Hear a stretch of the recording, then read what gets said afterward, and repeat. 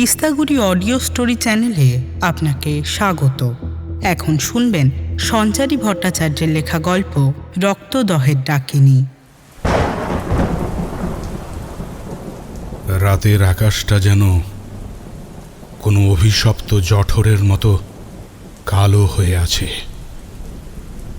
বীরভূমের এই প্রান্তিক গ্রাম রক্তদহর ওপর দিয়ে যখন ঝোড়ো হাওয়া বয়ে যায়, তখন মনে হয় হাজার হাজার প্রেতাত্মা একসাথে হাহাকার করে উঠছে। বৃষ্টির ছাঁট তলোয়ারের ফলার মতো বিঁধছে জানলার কাঁচে। অনির্বাণ তার অন্ধকার ঘরে একা বসেছিল। হঠাৎ বাইরের বারান্দায় কারো ভিজে পায়ের শব্দ পাওয়া গেল।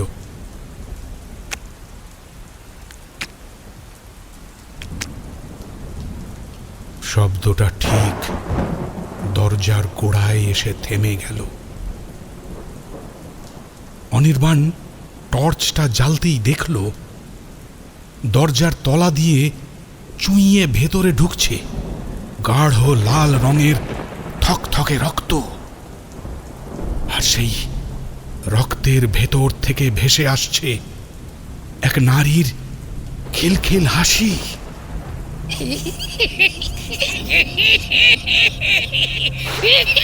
যে হাসিতে কোনো আনন্দ নেই, কেবল আছে আদিম এক জিঘাংসা। কে কে ওখানে? অনির্বাণ বড় করে একটা শ্বাস নিল। আয়নার সামনে দাঁড়িয়ে নিজের প্রতিবিম্বের দিকে তাকালো। পেশায় ইনভেস্টিগেটিভ জার্নালিস্ট এবং ফ্রিল্যান্স ফটোগ্রাফার হলেও তার আসল পরিচয় সে এক অন্ধকার পথের যাত্রী। যেখানে যুক্তি শেষ হয়, অনির্বাণের ক্যামেরার লেন্স সেখান থেকেই কাজ শুরু করে। গত কয়েকদিন ধরে সে বীরভূমের এই অদ্ভুত গ্রাম রক্তদহ সম্পর্কে যা শুনেছে তা কিন্তু সাধারণ মানুষের জন্য নয়। গ্রামের ভৌগোলিক অবস্থানটাই রহস্যময়। এক পাশে ঝাড়খণ্ডের রুক্ষ পাহাড়, আর অন্য পাশে অজয় নদের এক মজে যাওয়া শাখা, যাকে স্থানীয়রা বলে রক্তদহ। শোনা যায় কয়েক দশক আগে এখানে মাতঙ্গিনী নামে এক বামাচারী তান্ত্রিক নারী সব সাধনা করত। গ্রামবাসীরা তাকে ডাইনি অপবাদে জ্যান্ত পুড়িয়ে মারার সময় সে এক ভয়াবহ অভিশাপ দিয়ে গিয়েছিল। রক্তে ডুবে মরবে এই গ্রাম, কেউ রক্ষা পাবে না।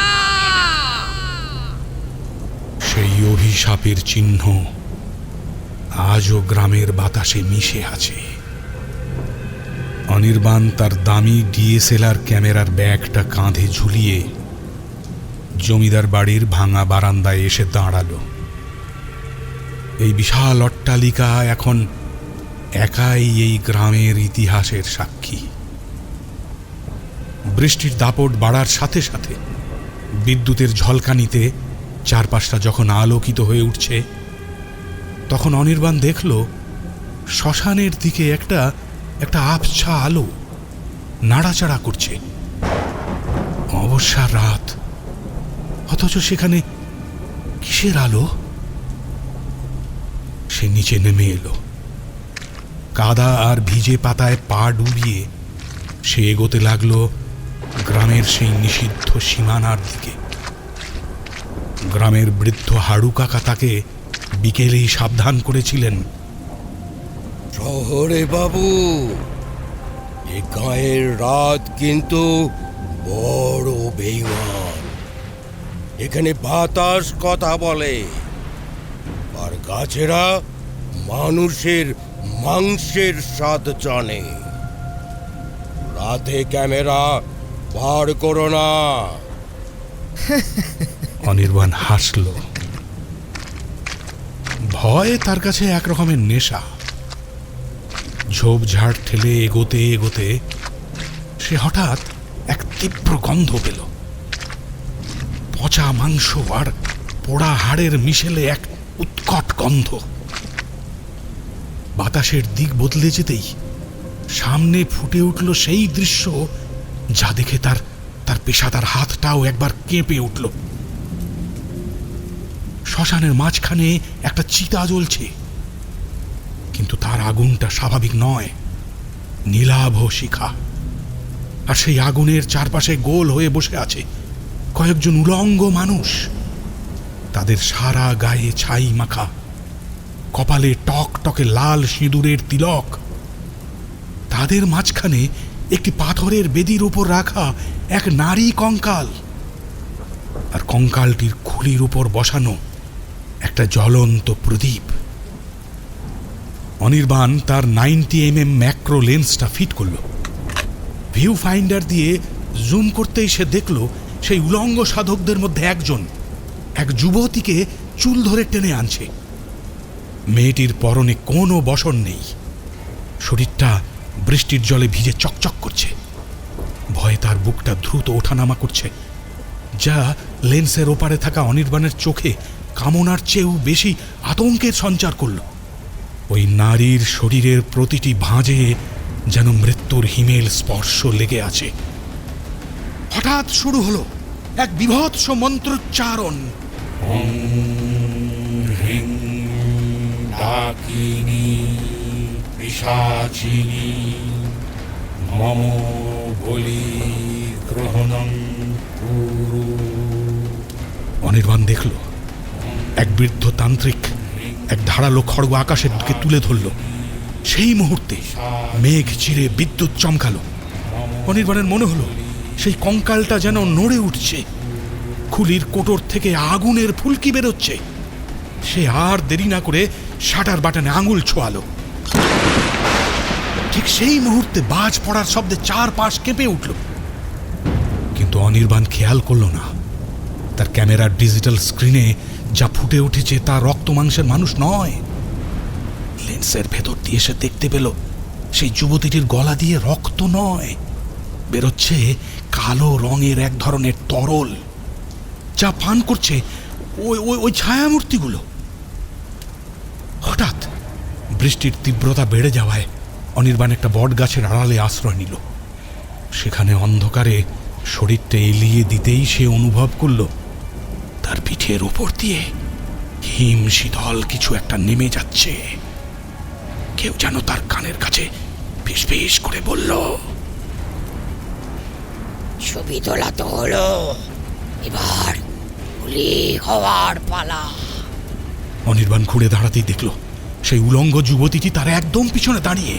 তার চোখ দুটো দিয়ে রক্ত গড়িয়ে পড়ছে, আর ঠোঁটের কোণে লেগে আছে এক পৈশাচিক হাসি।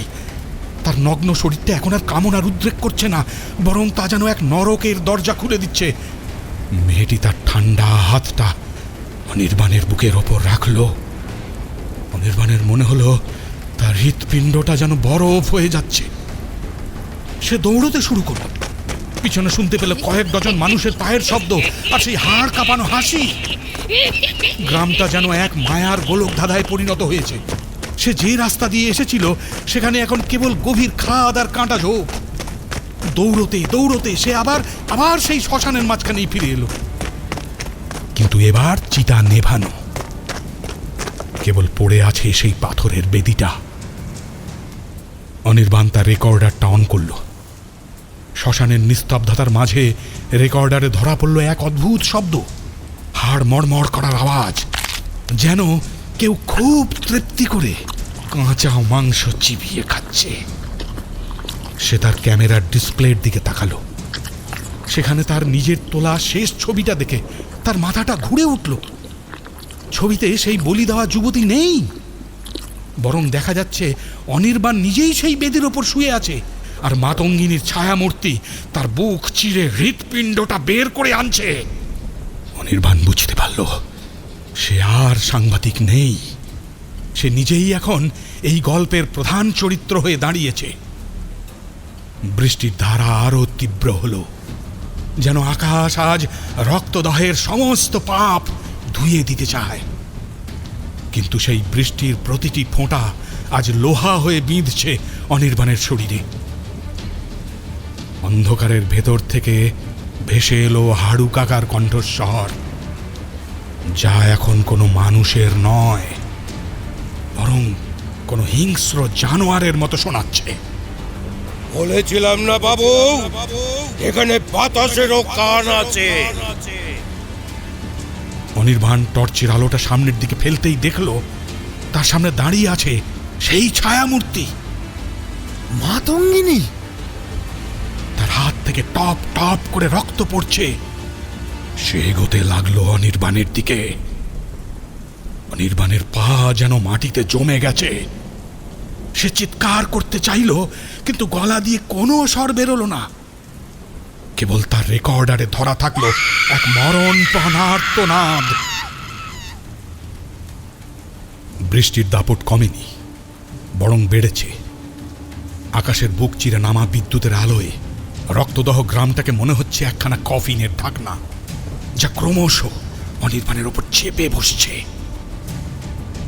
জমিদার বাড়ির বড় হল ঘরে অনির্বাণ যখন ফিরে এলো, তখন তার সারা শরীর কাঁপছে। লেন্সের ভেতরে দেখা সেই দৃশ্যগুলো তার মগজের কোষে কোষে হাতুড়ি পেটাচ্ছে। সে দ্রুত হাতে ক্যামেরা থেকে মেমোরি কার্ডটা বের করে ল্যাপটপে ইনসার্ট করলো। তার আঙুলগুলো বরফের মতো ঠান্ডা। ল্যাপটপের স্ক্রিনে ছবিগুলো ফুটে উঠতেই অনির্বাণের শির দাঁড়া বেয়ে একটা হিম শীতল স্রোত বয়ে গেল। শ্মশানে যে মেয়েটিকে সে নগ্ন অবস্থায় দেখেছিল, প্রতিটি ছবিতে তার মুখটা বদলে গেছে। কোথাও তার চোয়ালটা ঝুলে বুকের কাছে নেমে এসেছে, কোথাও তার চোখের মণি নেই, কেবল দুটো সাদা গর্ত। আর সবচেয়ে ভয়ের বিষয় হলো, ছবির ব্যাকগ্রাউন্ডে থাকা সেই ছায়ামূর্তিগুলো এখন ক্যামেরার লেন্সের দিকে তাকিয়ে হাসছে, যেন তারা জানতো কেউ তাদের দেখছে। হঠাৎ ঘরের কোণে একটা খসখস শব্দ হলো। অনির্বাণ টর্চের আলো ফেলতেই দেখলো মেঝের এক কোণ থেকে একদলা কালো চুল নড়ে উঠছে। চুলগুলো যেন জ্যান্ত, আর সেগুলো মেঝে দিয়ে বিল করে এগোচ্ছে তার দিকে। সেই সাথে তার নাকে এলো একটা বিভৎস পচা মাংসের গন্ধ। হঠাৎ একটা দমকা হয়, ঘরের জানালাগুলো সশব্দে খুলে গেল। বাইরের বৃষ্টির ছাঁটে ভিজে গেল অনির্বাণের ল্যাপটপ, আর অন্ধকারের ভেতর থেকে একটা ভারী কণ্ঠস্বর ভেসে এলো। খুব খিদে পেয়েছে রে বাবা, অনেক দিন জ্যান্ত মানুষের গিলু খাইনি। অনির্বাণ দেখল হাড়ু কাকা দরজার চৌকাঠে দাঁড়িয়ে। কিন্তু এ কোন হাড়ু কাকা? তার গায়ের চামড়া যেন তালের ছালের মতো খসখসে, আর তার মুখ দিয়ে লালা গড়িয়ে পড়ছে। তার চোখের মণি দুটো বিড়ালের মতো জ্বলছে। হাড়ু কাকার হাতে একটা মাটির ভাঁড়, যার ভেতর থেকে ভক ভক করে বেরোচ্ছে পচা মদের গন্ধ, যাকে তন্ত্রের ভাষায় বলে কারণ বাড়ি। অনির্বাণ বাবু, মাতঙ্গিনী মা জেগেছে। আজ রাতে তোমার ওই কাঁচের যন্ত্র দিয়ে সত্য দেখা যাবে না। আজ রক্ত দিয়ে সত্য লিখতে হবে। কথাটা শেষ করেই হাড়ু কাকা একটা অদ্ভুত জান্তব শব্দ করে অনির্বাণের ওপর ঝাঁপিয়ে পড়ার চেষ্টা করলো।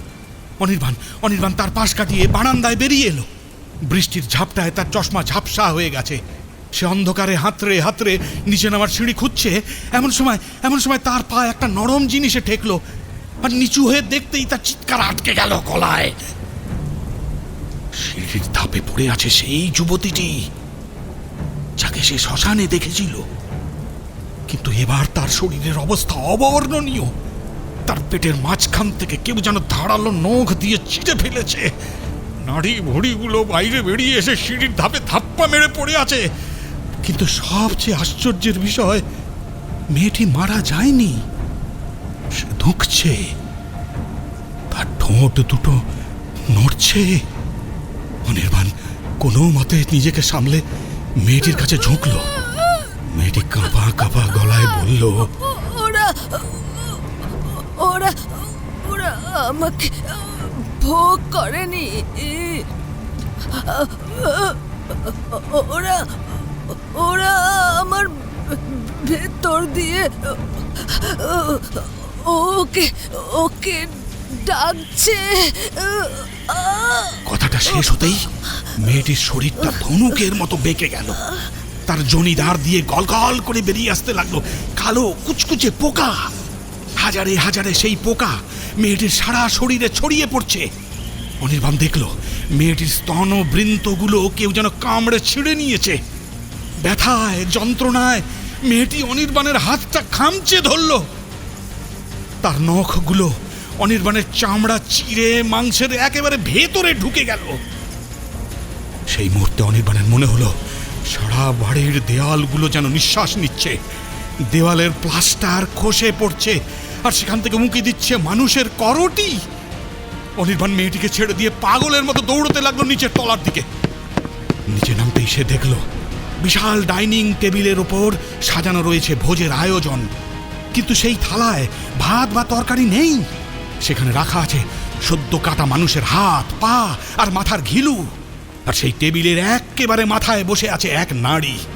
তার পরনে একটা জীর্ণ লাল শাড়ি, বুকটা অনাবৃত, ঝুলে পড়া স্তন দুটো যেন কোনো মৃত পশুর চামড়া। তার মুখে কোনো চামড়া নেই, কেবল পেশি আর রক্ত। সেই মাতঙ্গিনী। মাতঙ্গিনী তার সামনের থালা থেকে একটা আঙুল তুলে নিয়ে মড়মড় করে চিবোতে শুরু করলো। রক্ত তার কষ দিয়ে গড়িয়ে বুক বেয়ে নিচের দিকে নামছে। সে অনির্বাণের দিকে তাকিয়ে তার সেই বিভৎস হাসিটা হাসলো।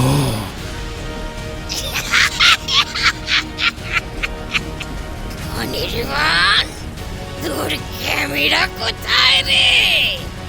এই মুহূর্তটা বন্দি করবি না?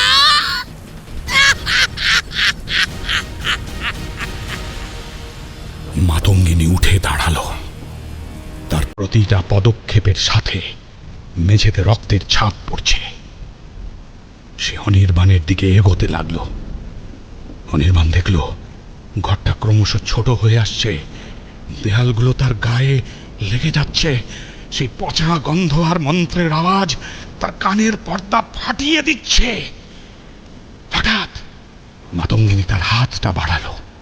তার নখগুলো ইঞ্চি তিনেক লম্বা, আগাগুলো তীক্ষ্ণ। সে অনির্বাণের শার্টের বোতামগুলো এক একটা করে ছিঁড়ে ফেলল। তার ঠান্ডা আঠালো হাতটা অনির্বাণের উন্মুক্ত বুকে রাখতেই অনির্বাণ অনুভব করলো এক তীব্র দাহ। মনে হলো জ্বলন্ত কয়লা যেন তার বুকের ওপর কেউ চেপে ধরেছে। মাতঙ্গিনী ফিস ফিস করে বলল, তোর শরীরের গন্ধটা খুব টাটকা। অনেক দিন পর এমন তাজা বলি পাবো। ডাকিনীরা তৃপ্ত হবে আজ। সে অনির্বাণের ঘাড়ের কাছে মুখ নিয়ে এলো। তার নিঃশ্বাসে কবরের ঠান্ডা আর পচা লাশের গন্ধ। সে তার জিভটা বার করলো, দীর্ঘ চেরা জিভ, যা দিয়ে সে অনির্বাণের গলার কাছে চাটতে শুরু করলো।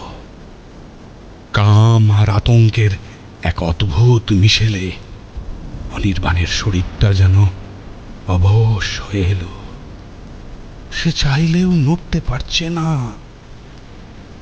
মাতঙ্গিনীর একটা হাত তখন অনির্বাণের প্যান্টের ভেতর দিয়ে তার উরুর খাঁজে কামড়ের মতো চেপে বসেছে। অনির্বাণ তার পকেটে থাকা ছোট ফোল্ডিং নাইফটা হাতড়ালো, কিন্তু তার আগেই মাতঙ্গিনী তার দাঁতগুলো অনির্বাণের কাঁধের মাংসে বসিয়ে দিল আর এক ঝটকায় এক টুকরো মাংস ছিঁড়ে নিল সে। অনির্বাণের আর্তনাদ বৃষ্টির শব্দকেও ছাপিয়ে গেল। সে অন্ধকারের অতলে তলিয়ে যাওয়ার আগে দেখল হারু কাকা আর সেই শ্মশানের ছায়ামূর্তিগুলো তাকে ঘিরে ধরে নাচতে শুরু করেছে। তাদের প্রত্যেকের হাতে রয়েছে এক একটা করে মানুষের হাড়। জমিদার বাড়ির ডাইনিং হলটা এখন এক নরককুণ্ড। অনির্বাণের কাঁধের ক্ষত থেকে চুইয়ে পড়া রক্তে তার সাদা শার্টটা ভিজে সপসপে হয়ে গেছে। মাংস ছিঁড়ে নেওয়ার সেই অসহ্য যন্ত্রণা তাকে জ্ঞান হারানোর বদলে এক অদ্ভুত উন্মাদনার দিকে ঠেলে দিচ্ছে। মাতঙ্গিনী যখন তার ঠোঁটে লেগে থাকা অনির্বাণের তাজা রক্তটুকু জিভ দিয়ে চেটে নিল, তখন তার চোখ দুটো আগুনের গোলার মতো জ্বলতে শুরু করলো। বাইরের বজ্রপাতের তীব্রতায় বিশাল হলঘরের ঝাড় লণ্ঠনগুলো দুলছে, যেন কোনো অশরীরী হাত সেগুলোকে দোলা দিচ্ছে। অনির্বাণ বুঝতে পারছে সে কোনো সাধারণ বিপদে পড়েনি। বীরভূমের এই প্রত্যন্ত গ্রামে যে বামাচারী তন্ত্রের খেলা চলছে, তার কেন্দ্রে রয়েছে সে নিজে। তার ক্যামেরা, তার সাংবাদিকতার নেশা সবই আসলে তাকে এই রক্তদহের খাঁচায় টেনে আনবার একটা অজুহাত মাত্র।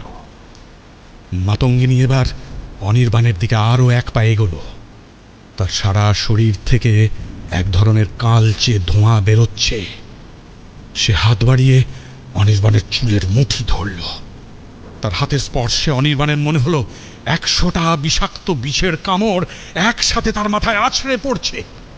সে অনির্বাণকে হিড় হিড় করে টেনে নিয়ে চলল বাড়ির নিচের তলার এক অন্ধকার সুড়ঙ্গের দিকে। সিঁড়ি দিয়ে নামার সময় অনির্বাণের মাথা ভার পাথরে ধাক্কা খাচ্ছিল, আর প্রতিটি ধাক্কায় তার চোখের সামনে তারার ফুলকি ফুটে উঠছে। সুড়ঙ্গের দেওয়ালগুলো ভিজে স্যাঁতস্যাঁতে, আর সেখান থেকে এক বিটকেল নোনতা গন্ধ আসছে। সুড়ঙ্গের শেষে একটা বিশাল লোহার দরজা। মাতঙ্গিনী এক ধাক্কায় সেই দরজাটা খুলতেই অনির্বাণের নাকে ভেসে এলো এক তীব্র মারণ গন্ধ। এটা একটা গোপন ঘর। ঘরের মাঝখানে একটা মাটির বেদি, আর তার চারপাশে গোল করে সাজানো অসংখ্য নরকঙ্কাল। দেওয়ালে ঝুলছে পশুর শিং আর শুকিয়ে যাওয়া মানুষের চামড়া। ঘরের এক কোণে একটা বড় কড়াইয়ে কিছু একটা ফুটছে, যার বাষ্পে সারা ঘরটা ধোঁয়াটে হয়ে আছে। মাতঙ্গিনী অনির্বাণকে একটা পাথরের স্ল্যাবের ওপর শুইয়ে দিল। স্ল্যাবটা রক্তে মাখামাখি, যেন বহু বছরের জমাট বাঁধা পৈশাচিকতার এক দলিল। সে অনির্বাণের হাত পা শক্ত দড়ি দিয়ে স্ল্যাবের সঙ্গে বেঁধে ফেলল। অনির্বাণ দেখল দড়িগুলো সাধারণ পাটের দড়ি নয়, মানুষের চুল দিয়ে বোনা, আর সেই চুলে আজও মৃতদেহের তেল লেগে আছে। অনির্বাণ, তুই ভাবছিলি তুই খবর সংগ্রহ করতে এসেছিস? মাতঙ্গিনী তার মুখের ওপর ঝুঁকে এলো। তার স্তন দুটো অনির্বাণের বুকের ওপর চেপে বসল। সেই স্পর্শে কোনো উষ্ণতা নেই, আছে কেবল মৃত সাপের মতো এক হাড় কাঁপানো শীতলতা। ওর মতো শিক্ষিত মানুষের রক্তের স্বাদই আলাদা। বামাচারী তন্ত্রে একে বলে মেদ বলি। তোর গিলু আর তোর বীর্য দিয়ে আজ ডাকিনী মা তৃপ্ত হবে। সে তার হাতটা নিচে নামিয়ে আনল।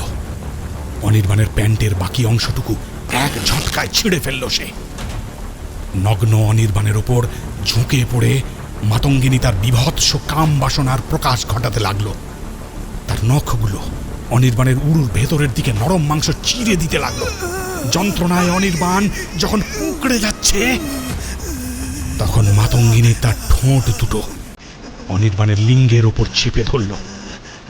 সেই স্পর্শে কোনো প্রেম নেই, আছে কেবল এক পিশাচিনীর ক্ষুধা। অনির্বাণের চেতনার ভেতর তখন এক ভয়াবহ টানাপোড়েন চলছে। একদিকে অসহ্য শারীরিক যন্ত্রণা, আর অন্যদিকে এক আদিম বিকৃত যৌনতার হাতছানি। মাতঙ্গিনী তার দাঁত দিয়ে আলতো করে কামড়ে ধরল অনির্বাণের পুরুষাঙ্গের অগ্রভাগ। এক ফোঁটা রক্ত বেরিয়ে আসতেই সে সেটা চুষে নিল।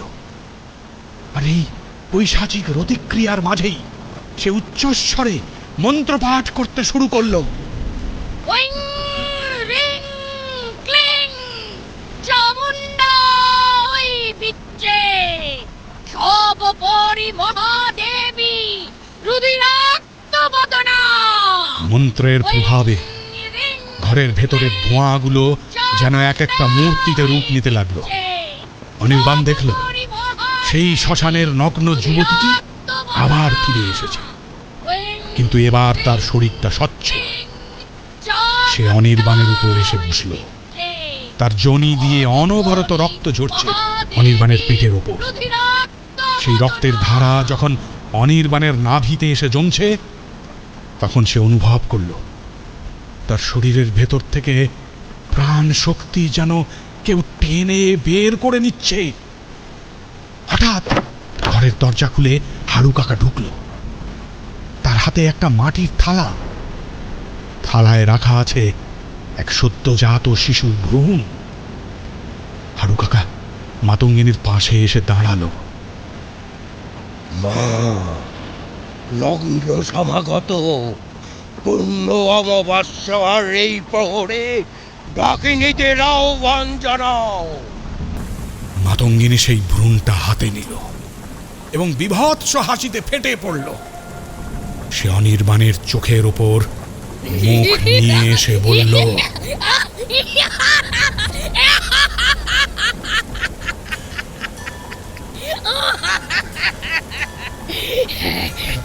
তোর ওই ক্যামেরাটা কোথায়? দেখ দেখ, ক্যামেরা দিয়ে সব দেখা যায় না রে মূর্খ। দেখ আমরা কিভাবে মৃত্যুকে জয় করি, মৃত্যুকে জয় করি।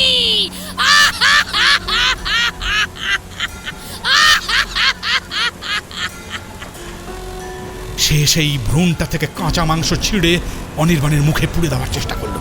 অনির্বাণ মুখ বন্ধ করে লড়াই করার চেষ্টা করছিল, কিন্তু মাতঙ্গিনী তার চোয়ালটা এক হাতে চেপে ধরল। তার হাতের শক্তি অমানুষিক। সে অনির্বাণের মুখের ভেতর সেই পচা মাংসটা গুঁজে দিল। বমির উদ্রেক হলেও অনির্বাণ সেটা গিলে ফেলতে বাধ্য হলো, কারণ তার গলায় মাতঙ্গিনী একটা সরু হাড়ের টুকরো চেপে ধরেছে। সেই মাংস পেটে যেতেই অনির্বাণের চোখের মনি একেবারে উল্টে গেল। তার মনে হতে লাগলো সে অনন্ত অন্ধকারে ডুবে যাচ্ছে। তার চোখের সামনে ভেসে উঠতে লাগলো শত শত বছর আগেকার দৃশ্য। সে দেখতে পেল মাতঙ্গিনীকে পুড়িয়ে মারা হচ্ছে। আগুনের লেলিহান শিখা তার শরীর চাটছে, আর সে হাসছে।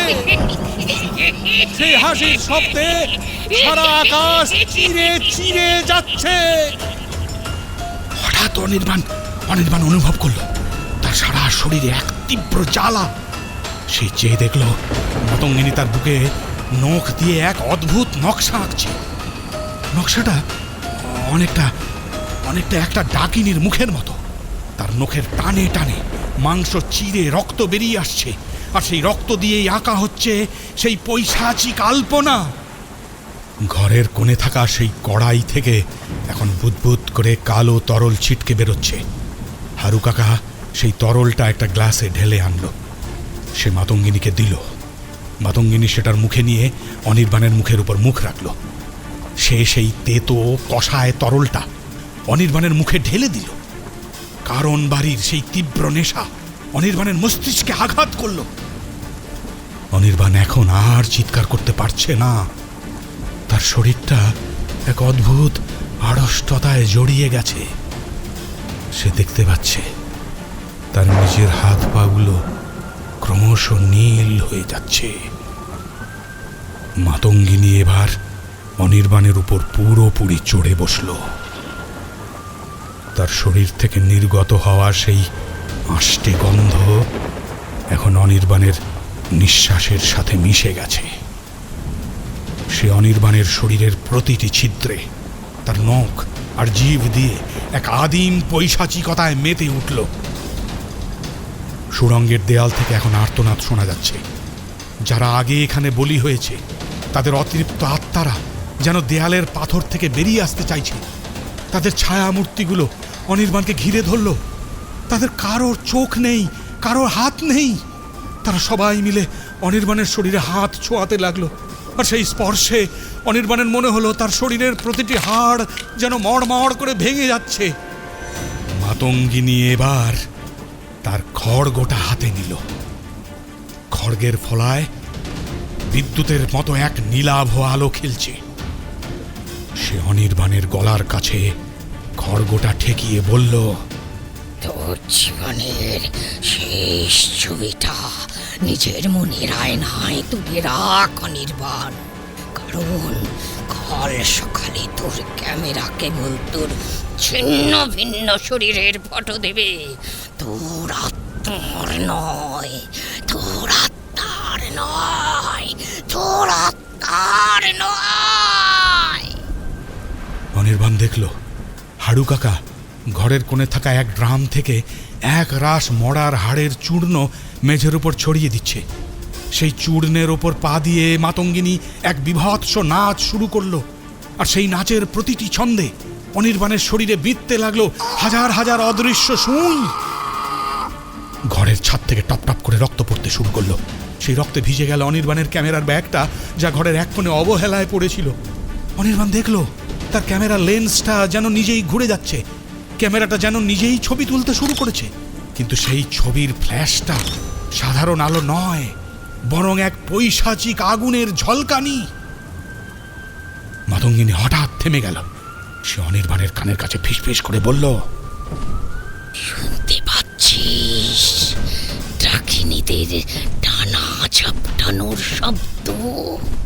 তারা আসছে, তারা আসছে। তোর মাংসের গন্ধে তারা চলে এসেছে। সুড়ঙ্গের দরজায় তখন এক ঝাঁক কালো বাদুড় এসে ধাক্কা মারতে শুরু করেছে। তাদের কিচিরমিচির শব্দে কান ফেটে যাচ্ছে। অনির্বাণ বুঝতে পারল তার সময় শেষ হয়ে আসছে। তার চোখের পাতা ক্রমশ ভারী হয়ে আসছে। কিন্তু শেষবারের মতো সে যখন চোখ মেলে তাকালো, সে দেখল মাতঙ্গিনীর পেছনের দেয়ালে ফুটে উঠেছে তার নিজেরই এক বিভৎস প্রতিচ্ছবি। অনির্বাণ দেখল সে নিজে আর মানুষ নেই। তার হাতগুলো পশুর মতো লম্বা লম্বা হয়ে গেছে, আর তার দাঁতগুলো ধারালো হয়ে বেরিয়ে এসেছে। আমি কি তবে পিশাচে পরিণত হচ্ছি? মাতঙ্গিনী তার খড়গটা উঁচিয়ে ধরল। এক তীব্র মন্ত্র উচ্চারিত হলো সারা ঘর জুড়ে।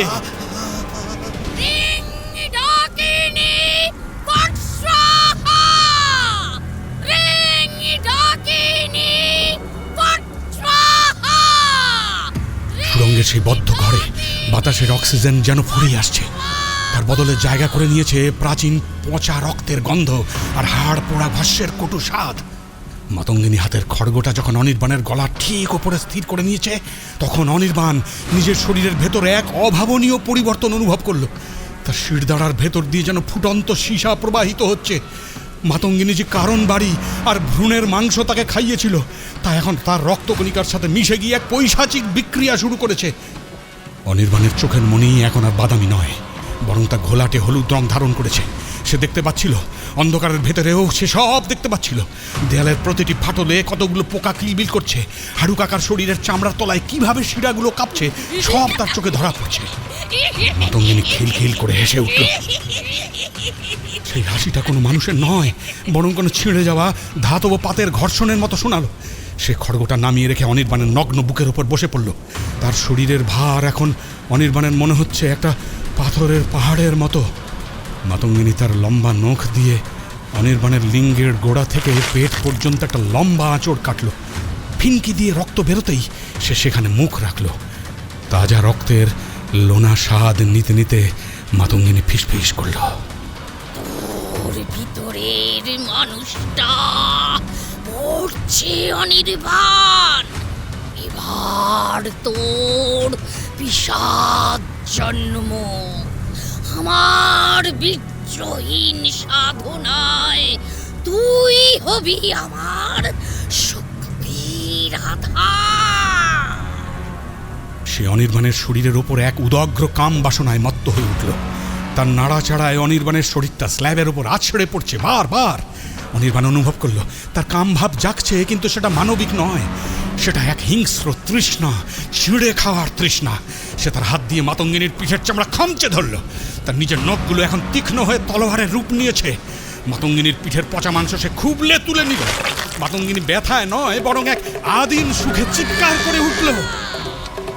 হাড়ু কাকা ঘরের এক কোণে দাঁড়িয়ে এক মনে তালের ডুবি বাজাচ্ছে। সেই বাদ্যযন্ত্রের চামড়াটা নাকি এক কুমারী মেয়ের গায়ের চামড়া দিয়ে তৈরি। ডুবির আওয়াজ যত বাড়ছে, ঘরের ভেতরের ছায়ামূর্তিগুলোর মৃত্যু তত বিভৎস হচ্ছে। সে সেই শ্মশানের যুবতীটি এখন অনির্বাণের মাথার কাছে এসে দাঁড়িয়েছে। সে তার রক্তমাখা হাত দুটো দিয়ে অনির্বাণের চোখ দুটো চেপে ধরল। অনির্বাণের কানে এখন হাজার হাজার মানুষের আর্তনাদ বাজছে। সে দেখতে পেল রক্তদহ গ্রামের ইতিহাস। কয়েকশো বছর ধরে এই জমিদার বাড়ির নিচে কিভাবে পুরুষদের ধরে এনে বলি দেওয়া হয়েছে, কিভাবে তাদের যৌনাঙ্গ কেটের দেবীর চরণে উৎসর্গ করা হয়েছে। সে দেখল মাতঙ্গিনী আসলে একাই নয়, সে এক দীর্ঘ পিশাচ পরম্পরার বাহক। হঠাৎ সুড়ঙ্গের দরজায় এক বিকট আওয়াজ হলো। বৃষ্টির জল সুড়ঙ্গের ভেতর ঢুকতে শুরু করেছে। নোনা জল আর রক্তের মিশেলে মেঝের উপর এক পিচ্ছিল স্তর তৈরি হলো। মাতঙ্গিনী অনির্বাণের উপর থেকে উঠে দাঁড়ালো। তার সারা শরীর এখন অনির্বাণের রক্তে লাল। সে হাড়ু কাকাকে ইশারা করল। হাড়ু কাকা একটা বড় মাটির পাত্র নিয়ে এলো। পাত্রের ভেতরে রাখা আছে এক জ্যান্ত কালো বেড়াল। মাতঙ্গিনী বেড়ালটাকে এক হাতে ধরল এবং অবলীলায় তার দাঁত দিয়ে বেড়ালটার ঘাড় মোটকে দিল। বেড়ালটার যন্ত্রণা কাতর চিৎকার আর ছটফটানি অনির্বাণের মনে এক পৈশাচিক উল্লাস জাগিয়ে তুলল। মাতঙ্গিনী বিড়ালটার শরীর চিরে কলিজাটা বের করে আনলো এবং সেটা অনির্বাণের মুখের উপর চেপে ধরল। না না না না এটা না খেলে তোর ঈশাদ সিদ্ধি পূর্ণ হবে না। এই কলিজাটা তোর মানবিকতার শেষটুকু মুছে দেবে। খা খা এটা খা। অনির্বাণ আর বাধা দিল না। সে কামড়ে ধরল সেই উষ্ণ মাংসখণ্ড। কাঁচা রক্তের উষ্ণতা তার গলায় নামতেই তার সারা শরীর একবার সজোরে কেঁপে উঠল। তার দড়িগুলো এক হ্যাঁচকায় ছিঁড়ে গেল। সে এখন মুক্ত। সে আর অনির্বাণ নেই। সে স্ল্যাব থেকে লাফিয়ে নামল। তার হাঁটা চলা এখন আর মানুষের মতো নয়, বরং চতুষ্পদ কোনো জন্তুর মতো। সে হাড়ু কাকার দিকে তাকালো। হাড়ু কাকা ভয়ে এক পা পিছিয়ে গেল। অনির্বাণ তার দিকে এগোতে লাগলো ক্রমশ। তার মুখ দিয়ে লালা গড়িয়ে পড়ছে। মাতঙ্গিনী হাততালি দিয়ে উঠল। সাবাস! এবার যা, গ্রামের প্রান্তে যে শ্মশান আছে সেখানে গিয়ে আজ রাতের শেষ শিকারটা নিয়ে আয়। আজ অমাবস্যার শেষ প্রহরে ডাকিনী মায়ের অভিষেক হবে। অনির্বাণ সুড়ঙ্গের অন্ধকার ভেদ করে উপরে উঠে এলো। বাইরের ঝড় বৃষ্টি তাণ্ডব চরম পর্যায়ে। বিদ্যুতের আলোয় দেখা যাচ্ছে গাছগুলো ডাইনিদের মতো হাত নেড়ে নাচছে। অনির্বাণ ঝোপঝাড়ের ভেতর দিয়ে দৌড়তে লাগলো। তার গতি এখন অস্বাভাবিক। সে কোনো গন্ধকে অনুসরণ করছে। গ্রামের এক কুঁড়ে ঘরের সামনে এসে সে থামল। ঘরের ভেতরে এক অল্প বয়সী দম্পতি ঘুমিয়েছিল। অনির্বাণ জানলার কাঠ সরিয়ে ভেতরে ঢুকল। তার চোখে এখন কেবল মাংসের খিদে। সে যুবকটির গলার উপর ঝাঁপিয়ে পড়ল। কোনো শব্দ করার সুযোগ দিল না সে। কেবল হাড় মড়মড় করার শব্দ আর ছটফটানি শোনা গেল। যুবতীটি জেগে উঠে চিৎকার করতে চাইল, কিন্তু অনির্বাণ তার মুখটা নিজের থাবা দিয়ে চেপে ধরল। কিন্তু কিন্তু ঠিক সেই মুহূর্তে অনির্বাণের মনে হলো তার পকেটে থাকা ক্যামেরার রেকর্ডারটা নিজে থেকেই অন হয়ে গেছে। লাল আলোটা মিটমিট করছে। সেই আলোর দিকে তাকাতেই তার মগজের এক কোণে ঝিলিক দিয়ে উঠল তার নিজের পরিচয়। সে অনির্বাণ, সে সাংবাদিক। সে এক মুহূর্তের জন্য থমকে গেল। আমি কি করেছি? আমি কি মানুষ খুনি হয়ে গেছি? না না না না। কিন্তু তার ভেতরে থাকা সেই পিশাচ সত্তা আবার গর্জে উঠল। মাতঙ্গিনীর সেই কারণ বাড়ির প্রভাব তাকে পাগল করে দিচ্ছে। সে যুবতীটির গলার কাছে মুখ নিয়ে এলো। তার ঘাড়ের নরম মাংসের গন্ধে সে মাতাল হয়ে যাচ্ছে। ঠিক তখনই বাইরের থেকে এক বিকট শব্দ এলো। কেউ যেন শঙ্খ বাজাচ্ছে, কিন্তু সেই শঙ্খের আওয়াজ কোনো শুভ কাজের নয়, বরং তা যেন যমরাজের আহ্বান। অনির্বাণ যুবতীটিকে ছেড়ে দিয়ে জানলা দিয়ে বাইরে বেরিয়ে এলো। সে দেখল গ্রামের সব কটা ঘরের দরজা খুলে গেছে। গ্রামবাসীরা সবাই হাতে এক একটা করে মশাল নিয়ে শ্মশানের দিকে এগোচ্ছে, কিন্তু তাদের হাঁটা চলা স্বাভাবিক নয়। তারা সবাই যেন সম্মোহিত। তাদের সবার চোখে সেই একই হলুদ আভা, যা অনির্বাণের চোখেও আছে। পুরো রক্তদহ গ্রামটাই কি তবে পিশাচের আস্তানা? হ্যাঁ, অনির্বাণ বুঝতে পারল সে কোনো একটি তান্ত্রিকের খপ্পরে পড়েনি। সে এক অভিশপ্ত জনপদে এসে পড়েছে, যেখানে প্রতিটি মানুষই কোনো না কোনোভাবে ডাকিনীর দাস। সে শ্মশানে পৌঁছল। সেখানে চিতার আগুন এখন আকাশ ছোঁয়া। মাতঙ্গিনী সেখানে নগ্ন অবস্থায় তাণ্ডব নাচ নাচছে, আর তার চারদিকে গ্রামবাসীরা গোল হয়ে বসে এক অদ্ভুত ভাষায় বিড়বিড় করছে। অনির্বাণ যখন শ্মশানের সীমানায় ঢুকল, মাতঙ্গিনী তার দিকে ফিরে তাকালো। তার মুখে এক পৈশাচিক বিজয়োল্লাস। সে অনির্বাণের দিকে একটা হাত বাড়িয়ে দিল। আয় অনির্বাণ, আজ রাতে তুই আর আমি মিলে এই শ্মশানের ছাইয়ে নতুন সৃষ্টি করব। আজ আমাদের মিলনে জন্ম নেবে রক্তবীজ। অনির্বাণ এগোতে লাগলো। তার ভেতরের সাংবাদিক সত্তাটা তখন শেষবারের মতো লড়াই করার চেষ্টা করছে। সে দেখল তার ক্যামেরার ব্যাগটা শ্মশানের এক কোণে পড়ে আছে, আর সেটা লেন্সটা ঠিক মাতঙ্গিনীর দিকে ফেরানো। হঠাৎ আকাশে এক ভয়াবহ বজ্রপাত হলো। শ্মশানের মাটি ফেটে চৌচির হয়ে গেল, আর সেই ফাটল থেকে বেরিয়ে এলো শয়ে শয়ে কঙ্কাল। তারা মাতঙ্গিনীর পায়ের কাছে ভিড় করতে লাগলো। অনির্বাণ যখন মাতঙ্গিনীর একদম সামনে গিয়ে পৌঁছল, সে দেখল মাতঙ্গিনীর বুক চিড়ে একটা তৃতীয় চোখ বেরিয়ে আসছে, আর সেই চোখ দিয়ে ঝরছে তপ্ত রক্ত। শ্মশানের আকাশটা এখন আর কালো নেই, সেটা টকটকে লাল হয়ে উঠেছে, যেন মহাকাশের কোনো কোনো ধমনী ছিঁড়ে গিয়ে সারা বিশ্ব ব্রহ্মাণ্ডে রক্ত ছড়িয়ে পড়েছে।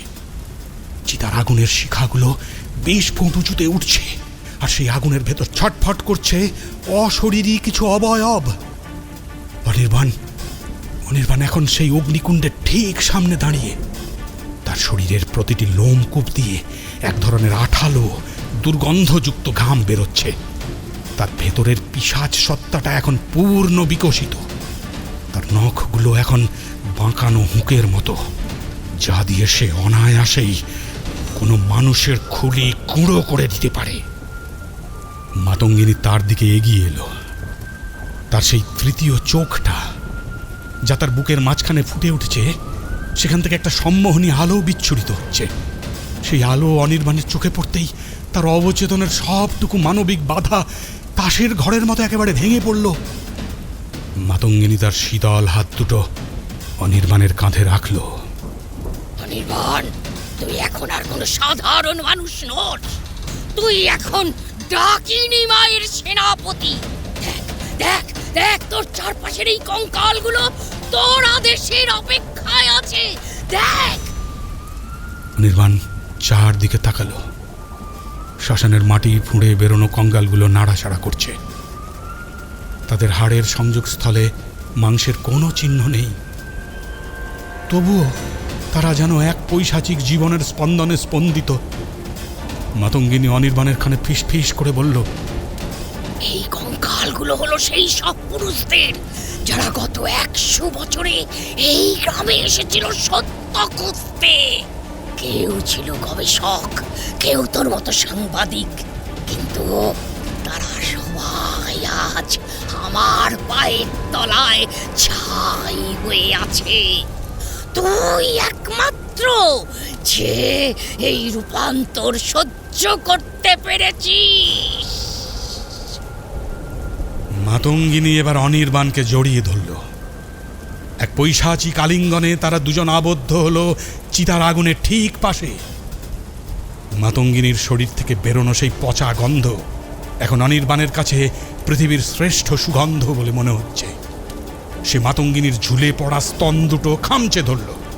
তার ধারালো নখ মাতঙ্গিনীর পেশি চিরে ভেতরে ঢুকে গেল, কিন্তু মাতঙ্গিনীর শরীর থেকে কোনো রক্ত বেরোলো না। বেরোতে লাগলো কালো রঙের এক গাঢ় কাত। সেই কাত অনির্বাণের হাতে লাগতেই তার মনে হলো সে অসীম শক্তির অধিকারী হয়েছে। মাতঙ্গিনী তার নগ্ন পা দুটো দিয়ে অনির্বাণের কোমর জড়িয়ে ধরল। তারা দুজনে মিলে শ্মশানের সে ছাইয়ের উপর লুটিয়ে পড়ল। শুরু হলো এক নারকীয় রতিক্রিয়া। বাতাসের ঝোড়ো হাওয়ায় সেই চিতার আগুন তাদের চারিদিকে এক সুরক্ষা বলয় তৈরি করল। অনির্বাণ যখন মাতঙ্গিনীর গভীরে প্রবেশ করল, সে অনুভব করল তার লিঙ্গ দিয়ে যেন উত্তপ্ত লাভা প্রবাহিত হচ্ছে। মাতঙ্গিনী যন্ত্রণা এবং উল্লাসে এক বিকট চিৎকার করে উঠল, যা ওই বীরভূমের পাহাড়ের গায়ে ধাক্কা খেয়ে ফিরে এলো। সেই চিৎকারের সাথে সাথে শ্মশানের কঙ্কালগুলো একে অপরের সাথে ধাক্কা খেয়ে এক বিভৎস শব্দ করতে লাগলো, যেন তারা দাঁত দিয়ে একে অপরের হাড় চিবোচ্ছে। প্রতিক্রিয়ার মাঝেই মাতঙ্গিনী তার দাঁত দিয়ে অনির্বাণের ঠোঁট কামড়ে ধরল। সে এমন জোরে কামড় দিল যে অনির্বাণের ঠোঁটের একটা অংশ ছিঁড়ে গেল। সেই রক্তটুকু মুখে নিয়ে মাতঙ্গিনী আকাশে মুখ তুলে ফু দিল। বাতাসে রক্তবিন্দুগুলো ছড়িয়ে পড়তেই সেগুলো এক একটা ছোট ছোট পিশাচের রূপ নিল, আর তারা আগুনের চারপাশে উঠতে লাগলো আর কিচিরমিচির শব্দে ডাকিনী মায়ের জয়গান গাইতে লাগলো। হঠাৎ সেই উন্মাদনার মাঝখানে এক অদ্ভুত ঘটনা ঘটল। অনির্বাণের যে ক্যামেরার ব্যাগটা শ্মশানের ওই এক কোণে পড়েছিল, সেটার ভেতর থেকে একটা তীব্র নীল আলো বেরিয়ে এলো। সেই আলোটা শ্মশানের লাল আভার সাথে সংঘর্ষ ঘটাতে শুরু করল। মাতঙ্গিনী থমকে গেল, তার মুখটা রাগে কুঁচকে গেল। হরু, ওই অভিশপ্ত যন্ত্রটা ধ্বংস কর। ওই কাঁচের চোখে এখনো পবিত্রতার অবশেষ আছে। ধ্বংস কর, ধ্বংস কর। মাতঙ্গিনী গর্জে উঠল। হারু কাকা ল্যাংচাতে ল্যাংচাতে ক্যামেরার ব্যাগটার দিকে এগোলো। তার হাতে সেই রক্তমাখা খড়গ, কিন্তু সে ব্যাগটার কাছে পৌঁছানোর আগেই লেন্সটা থেকে একটা তীব্র আলোর ঝলকানি বেরিয়ে এলো।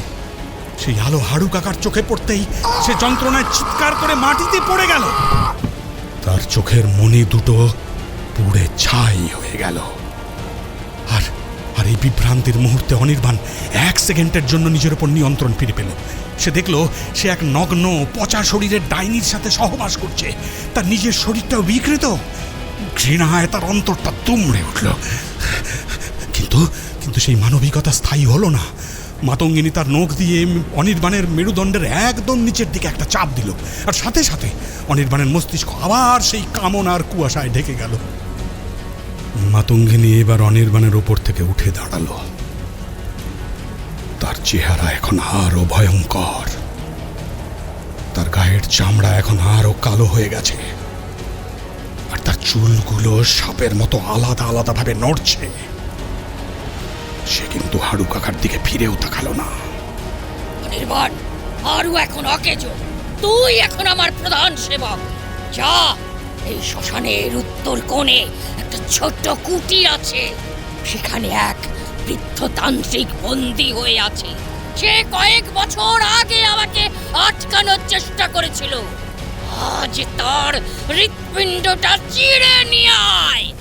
আজ রাতেই তোর পিশাচ সিদ্ধির শেষ পরীক্ষা। অনির্বাণ কোনো কথা বলল না, কোনো কথা নয়। সে চার হাত পায়ে ভর দিয়ে জানোয়ারের মতো দৌড়তে শুরু করলো উত্তর কোণের দিকে।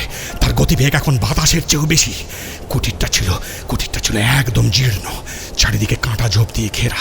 অনির্বাণ এক লাথি দিয়ে দরজাটা ভেঙে ভেতরে ঢুকলো। কুটিরের ভেতর এক বৃদ্ধ মানুষ শিকল দিয়ে বাঁধা। তার সারা শরীর কঙ্কালসার, লম্বা দাড়ি, জটা। অনির্বাণকে দেখেই বৃদ্ধের চোখে এক করুণ আভা ফুটে উঠল। অনির্বাণ বাবা, তুই এখনো পুরোপুরি হারিয়ে যাওনি। তোমার চোখের তলায় এখনো এক ফোঁটা মানুষের জল অবশিষ্ট আছে। বৃদ্ধের কণ্ঠস্বর অত্যন্ত দুর্বল, কিন্তু তাতে এক দৈব শক্তি আছে। অনির্বাণ গর্জন করে উঠল। মুখগুলো বৃদ্ধের বুকের কাছে নিয়ে এলো। কিন্তু বৃদ্ধ ভয় পেলেন না। তিনি বিড়বিড় করে এক এক মন্ত্র পাঠ করতে শুরু করলেন। শিবায়, শিবায়। এই মন্ত্রটা অনির্বাণের কানে তপ্ত তেলের মতো বিঁধল। সে যন্ত্রণায় নিজের মাথাটা দেয়ালে বারবার ঠুকতে লাগলো, বারবার।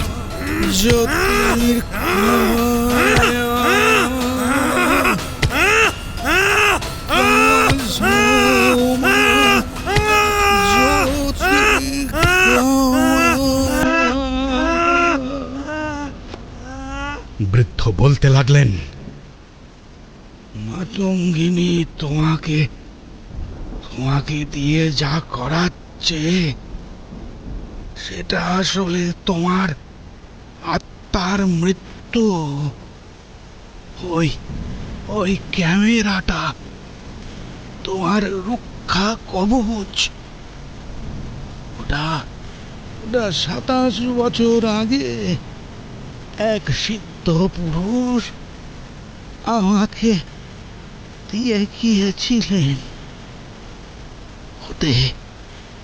ওতে এমন এক লেন্স লাগানো আছে যা কেবল সত্য দেখতে পায়, কেবল সত্য।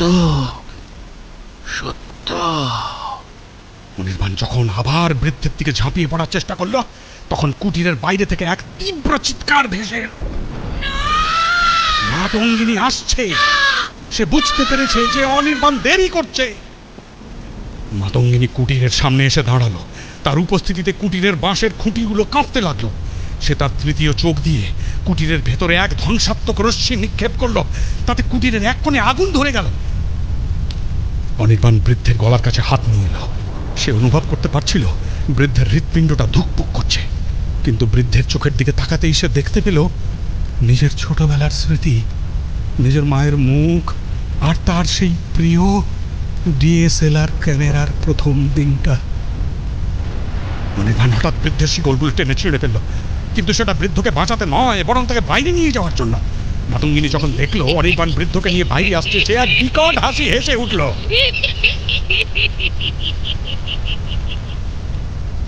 এই তো আমার বীর, এবার ওকে চিতার আগুনে ছুঁড়ে ফেলে দে। অনির্বাণ এবার বৃদ্ধকে উঁচু করে তুলে ধরল। তার পেশিগুলো পাথরের মতো শক্ত হয়ে উঠেছে। শ্মশানের কঙ্কালগুলো তাকে ঘিরে ধরে গোল হয়ে নাচতে লাগলো। তারা যেন সবাই অপেক্ষা করছে এক পবিত্র বলির জন্য। অনির্বাণ বৃদ্ধকে চিতার দিকে নিয়ে গেল। আগুনের তাপে তার গায়ের চামড়া পুড়ে লাল হয়ে যাচ্ছে। মাতঙ্গিনী তার 2 হাত ছড়িয়ে ডাকিনীদের আহ্বান জানাচ্ছে, হে ডাকিনীকুল, হে রক্ত পিপাসু আত্মারা, গ্রহণ করো এই বলি, গ্রহণ করো, গ্রহণ করো। অনির্বাণ যখন বৃদ্ধকে আগুনের শিখার উপর ধরল, ঠিক সেই মুহূর্তে তার নজর পড়ল শ্মশানের এক প্রান্তে। সেখানে তার ক্যামেরাটা এখনো পড়ে আছে। আর আশ্চর্যের বিষয় হলো, ক্যামেরাটা থেকে এখন আর নীল আলো বেরোচ্ছে না, বরং ক্যামেরাটা যেন নিজেই একটা মানুষের মতো দাঁড়িয়ে আছে। অনির্বাণ এক মরণপণ চিৎকার করলো। সে বৃদ্ধকে আগুনের উপর না ফেলে উল্টো দিকে মাতঙ্গিনীর উপর ছুঁড়ে মারল। মাতঙ্গিনী এই অভাবনীয় আক্রমণের জন্য একেবারে অপ্রস্তুত ছিল। বৃদ্ধের পবিত্র স্পর্শে মাতঙ্গিনীর পচা চামড়া থেকে ধোঁয়া বেরোতে লাগলো। কিন্তু মাতঙ্গিনী এক ঝটকায় বৃদ্ধকে সরিয়ে দিল। তার মুখটা এখন এক দানবীর রূপ নিয়েছে। সে অনির্বাণের দিকে তেড়ে গেল। শ্বাসঘাতক, তোকে আমি তিল তিল করে খাবো। সে তার হাত দিয়ে অনির্বাণের পেট চিরে দেওয়ার চেষ্টা করলো। অনির্বাণ সরে যাওয়ার চেষ্টা করলেও মাতঙ্গিনীর নখ তার পেটের উপর এক গভীর ক্ষত তৈরি করলো। অনির্বাণের নাড়ি ভুঁড়ি বেরিয়ে আসার উপক্রম হলো। অনির্বাণ শ্মশানের কাদার ওপর আছড়ে পড়ল। তার শরীর থেকে রক্ত নয়, বরং সেই কালো কাঠটা বেরিয়ে আসছে। মাতঙ্গিনী তার উপর চড়ে বসলো এবং তার গলার নলিটা কামড়ে ধরার জন্য মুখ নামালো। অনির্বাণের জ্ঞান হারিয়ে যাওয়ার ঠিক আগে সে দেখল সেই শ্মশানের নগ্ন যুবতীটি যাকে শুরুতে বলি দেওয়া হচ্ছিল, সে সে হঠাৎ মাতঙ্গিনীর পেছন থেকে এসে উদয় হলো। তার হাতে ছিল অনির্বাণের সেই ক্যামেরাটা। সে লেন্সটা ঠিক মাতঙ্গিনীর চোখের সামনে ধরল এবং এবং শাটার বাটনে চাপ দিল। এক তীব্র অতি প্রাকৃত সাদা আলো সারা শ্মশানকে ভাসিয়ে দিল। সেই আলোতে মাতঙ্গিনীর শরীরটা যেন কর্পূরের মতো উঠতে শুরু করলো। সেই অতি প্রাকৃত সাদা আলোর ঝলকানিতে মুহূর্তের জন্য থমকে গিয়েছিল মহাকাল। মাতঙ্গিনীর শরীর থেকে নির্গত হওয়া পৈশাচিক ধোঁয়া সেই আলোর সংস্পর্শে আসতেই এক এক বিভৎস আর্তনাদ শোনা গেল, যে শব্দে শ্মশানের পুরনো বটগাছের ডালগুলো কড়মড় করে ভেঙে পড়ল।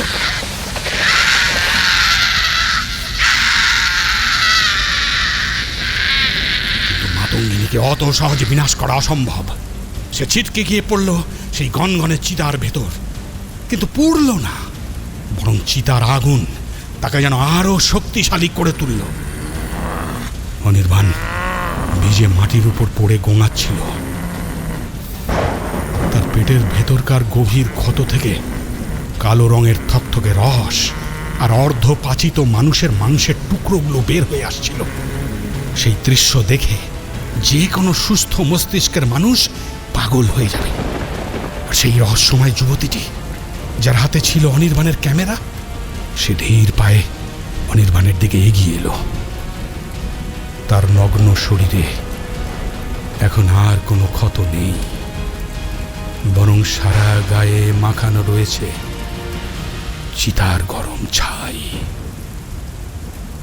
যুবতীটি অনির্বাণের কানের কাছে মুখ নামালো।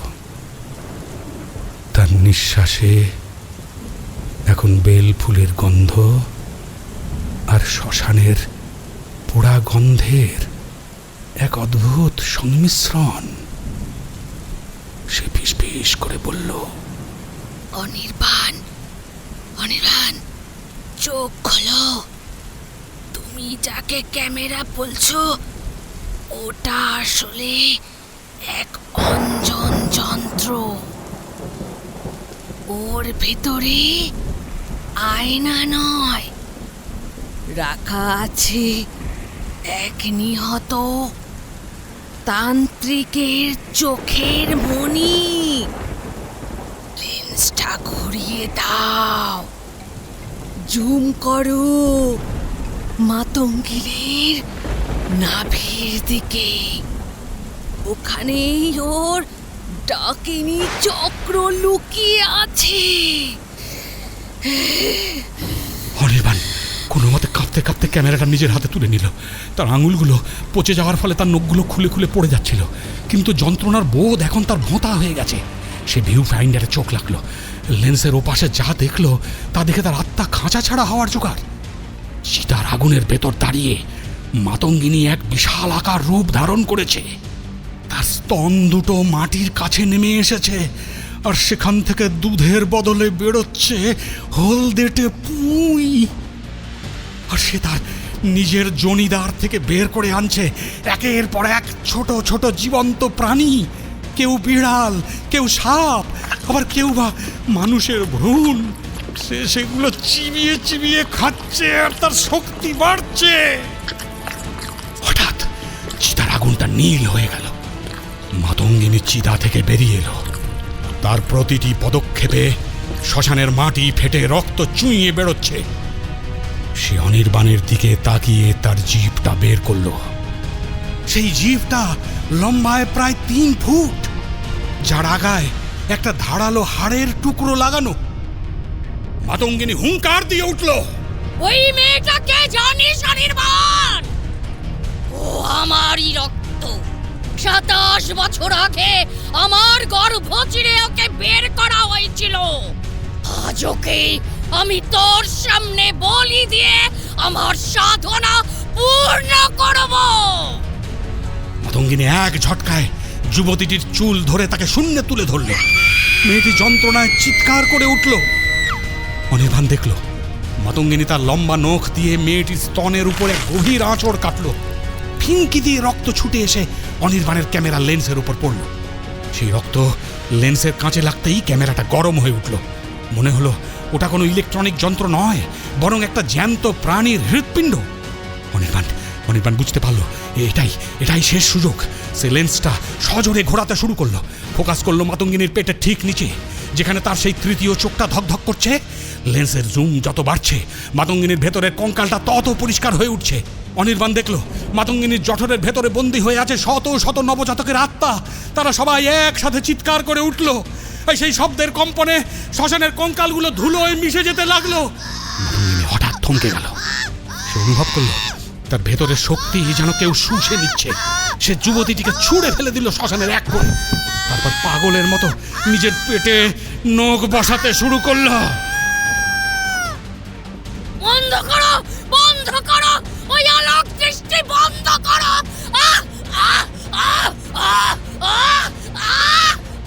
মাতঙ্গিনী চিৎকার করতে করতে নিজের পেটের চামড়া ছিঁড়ে ফেলতে লাগলো সে। কিন্তু অনির্বাণ থামলো না। সে এখন এক ঘোরগ্রস্ত অবস্থায়। সে শাটার বাটনে বার আঙুল ছোঁয়ালো। প্রতিটি ফ্ল্যাশের সাথে সাথে মাতঙ্গিনীর শরীর থেকে এক একটা করে পিশাচ সত্তা বিচ্ছিন্ন হয়ে বাতাসে মিলিয়ে যাচ্ছে। হঠাৎ শ্মশানের উত্তর কোণ থেকে সেই বন্দী বৃদ্ধ তান্ত্রিকটি টলতে টলতে এগিয়ে এলেন। তার হাতে ছিল একটি মাটির খুলি, যা মদে পরিপূর্ণ। তিনি সেই কারণ বাড়ি মাতঙ্গিনীর দিকে ছুঁড়ে মারলেন। মাতঙ্গিনী, তোর বিনাশের সময় এসেছে। তুই পবিত্র পামাচারকে কলুষিত করেছিস পিশাচ সিদ্ধির লোভে। আজ এই শ্মশানের প্রেতরা তোরই মাংস খাবে। বৃদ্ধের কথা শেষ হতেই এক অলৌকিক কাণ্ড ঘটল। শ্মশানের মাটির তলা থেকে হাজার হাজার কালো হাত বেরিয়ে এলো। সেই হাতগুলো মাতঙ্গিনীকে চারদিক থেকে ঘিরে ধরল। তারা মাতঙ্গিনীর পায়ের নলি থেকে শুরু করে তার সারা শরীরের মাংস ছিঁড়ে নিতে শুরু করলো। মাতঙ্গিনী জ্যান্ত অবস্থায় তার নিজের শরীরের বিভাজন দেখতে লাগলো। তার স্তন, তার জিভ, তার কান সবই সেই ছায়ামূর্তিরা ছিঁড়ে ছিঁড়ে খাচ্ছে।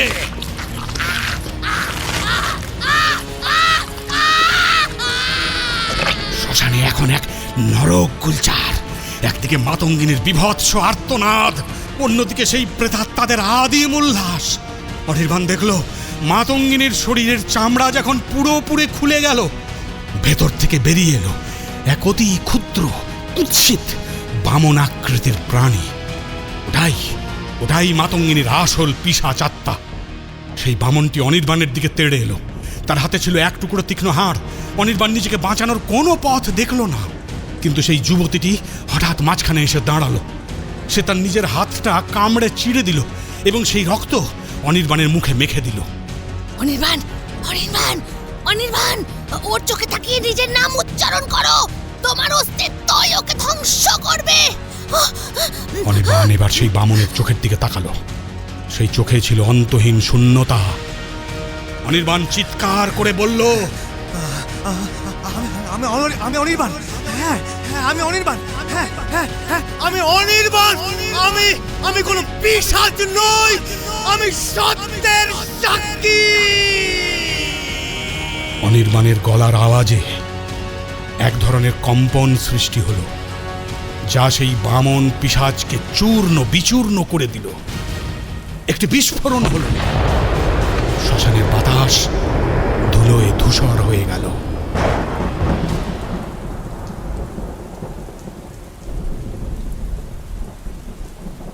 কয়েক মিনিট পর যখন ধুলো সরল, অনির্বাণ দেখল শ্মশান এখন একদম শান্ত। চিতার আগুন নিভে গেছে। মাতঙ্গিনী বা সেই প্রেতাত্মাদের কোনো চিহ্ন নেই। কেবল পড়ে আছে সেই বৃদ্ধ তান্ত্রিক আর সেই রহস্যময়ী যুবতীটি। বাবা অনির্বাণ, তুমি জয়ী হয়েছ, কিন্তু তোমার শরীরের এই রূপান্তর এটা এটা পুরোপুরি সারবে না। তুমি এখন মানুষ আর পিশাচের মাঝখানের এক সত্তা। অনির্বাণ নিজের হাতের দিকে তাকালো। নখগুলো আগের মতো হলেও চামড়াটা কেমন যেন নীলচে আর শক্ত হয়ে গেছে। তার দাঁতগুলো এখনো অস্বাভাবিক ধারালো। সে বুঝতে পারল সে আর কোনো দিন স্বাভাবিক জীবনে ফিরতে পারবে না। যুবতীটি অনির্বাণের সামনে এসে দাঁড়ালো। সে অনির্বাণের ক্ষত বিক্ষত ঠোঁটে এক দীর্ঘ চুম্বন করল। সেই চুম্বনে কোনো কামনা বাসনা ছিল না, ছিল এক ধরনের তর্পণ। চুম্বন শেষে সে ফিসফিস করে বলল, আমার কাজ শেষ। মাতঙ্গিনীর রক্ত আমার ভেতরেও ছিল, তাই আমাকেও যেতে হবে। দেখতে দেখতে যুবতীটির শরীর হাওয়ায় মিলিয়ে যেতে লাগলো। অনির্বাণ হাত বাড়িয়ে তাকে ধরার চেষ্টা করল, কিন্তু সেখানে কেবল একরাশ ছাই ছাড়া আর কিছুই ছিল না। অনির্বাণ একা দাঁড়িয়ে রইল সেই শ্মশানে। তার হাতে তখনও সেই ক্যামেরাটা। সে লেন্সের দিকে তাকালো। সেখানে দেখা যাচ্ছে এক অদ্ভুত ছবি। সেই ছবিতে মাতঙ্গিনী নেই, শ্মশান নেই। সেখানে দেখা যাচ্ছে অনির্বাণকে। সে এক অন্ধকারের সিংহাসনে বসে আছে, আর তার পায়ের তলায় পড়ে আছে অসংখ্য ক্যামেরার লেন্স। হঠাৎ হঠাৎ তার মনে হলো কেউ তাকে পেছন থেকে ডাকছে। অনির্বাণ বাবু, বাবু কোথায় গেলেন? হারু কাকার গলা, কিন্তু হারু কাকার তো মৃত্যু হয়েছিল। অনির্বাণ ঘুরে দাঁড়ালো। সে দেখল গ্রামের একদল মানুষ মশাল নিয়েই এইদিকে আসছে, কিন্তু তাদের মধ্যে হারু কাকা নেই। গ্রামের মোড়ল অনির্বাণের কাছে এসে দাঁড়ালো। বাবু, আপনি একা এখানে কি করছেন? জমিদার বাড়ির বারান্দায় আপনাকে না পেয়ে আমরা খুঁজতে বেরিয়েছি। অনির্বাণ কোনো উত্তর দিল না। সে বুঝল তার স্মৃতি আর গ্রামবাসীদের স্মৃতি এক নয়। কিন্তু তার পেটের ক্ষত। সে তার নিজের জামাটা তুলল। সেখানে এখন কোনো ক্ষত নেই, কেবল একটা অদ্ভুত কালশিটে দাগ পড়ে আছে, যা দেখতে অনেকটা ডাকিনীর মুখের মতো। অনির্বাণ নিজের রেকর্ডারটা অন করল। সে শুনতে চাইল সেই রাতের আর্তনাদগুলো, কিন্তু রেকর্ডারে যা বাজল তা শুনে তার রক্ত হিম হয়ে গেল। সেখানে কোনো মানুষের শব্দ নেই, সেখানে কেবল একটাই শব্দ বাজছে, এক বিরামহীন হাড় চিবানোর শব্দ আর এক নারীর খিলখিল হাসি।